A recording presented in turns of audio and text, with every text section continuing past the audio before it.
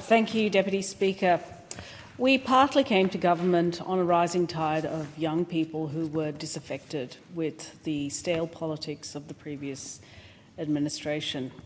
But it is clear that we have much to do because there is a generation of young people who simply do not feel like they are heard. And they can identify the issues. They relate to the intergenerational divide and to climate justice. So indeed, the issues that come up time and time again are climate, housing, wealth creation, financial security, noting that for many young people they have cottoned on to the fact that the bank of mum and dad has become the default wealth distributor in this country. They feel left out of the conversation, and we in the Albanese government are well aware of this, which is why we established the Federal Office of Youth, in order to rebuild trust with young people and in order to create a structural mechanism to embed their voices in government and influence and shape policy. In addition to this, we established the Youth Steering Committee, made up of 14 diverse young people, and we have also extended this with advisory groups. The previous year, we've had an advisory group on climate change and energy, Indigenous Australians, mental health and suicide prevention, industry and science, and indeed social services.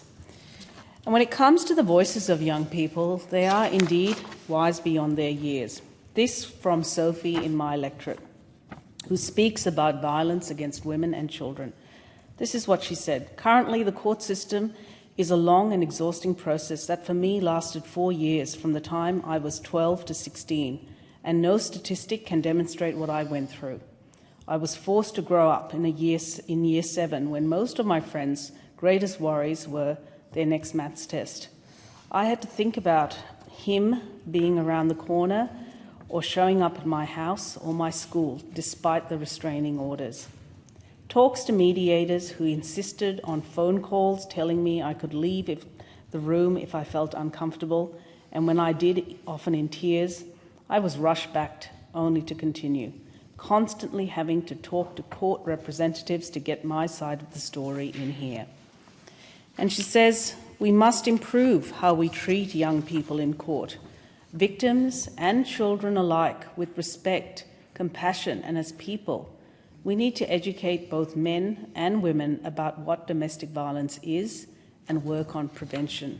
Hear, hear, Sophie, which is why we introduced reforms this year to put victim survivors at the centre of our response in the justice system. We are investing $14.7 million into criminal justice reform to improve the way the criminal justice system actually responds, so it doesn't actually re-traumatise victims. This includes establishing an Australian Law Reform Commission inquiry into law reform and investing $8.2 million towards small-scale trials for primary prevention and early intervention in a national first. These trials will build the evidence base and help guide our response. From Lotus, who speaks about the intergenerational divide, the gap between the rich and the poor is widening rapidly in Australia.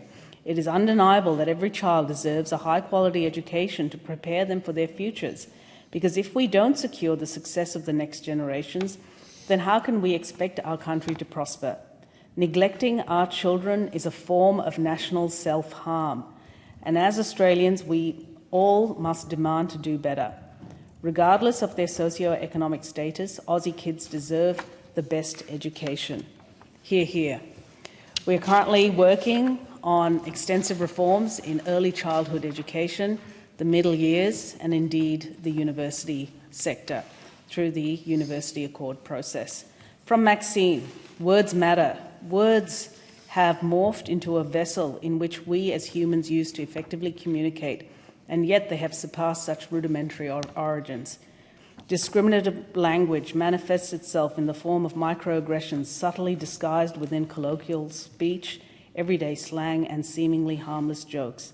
What alarms me is that countless people are unaware of the prejudiced origins of the words they use.